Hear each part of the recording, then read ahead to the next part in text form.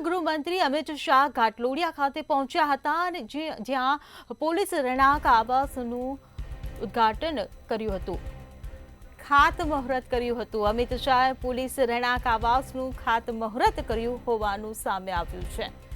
તો મુખ્યમંત્રી અને કેન્દ્રીય ગૃહમંત્રીએ આ ખાતમુહૂર્ત કર્યું હતું। તો કેન્દ્રીય ગૃહમંત્રી આજે અમદાવાદમાં છે પોલીસ સ્ટેશનનું પણ ખાતમુહૂર્ત કરવામાં આવ્યું છે। અમિત શાહે પોલીસ રહેણાંક આવાસનું ખાતમુહૂર્ત કર્યું હતું।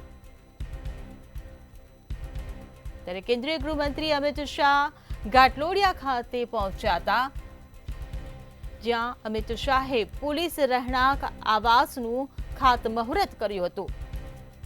તો મુખ્યમંત્રી અને કેન્દ્રીય ગૃહમંત્રીએ આ ખાતમુહૂર્ત કર્યું હતું।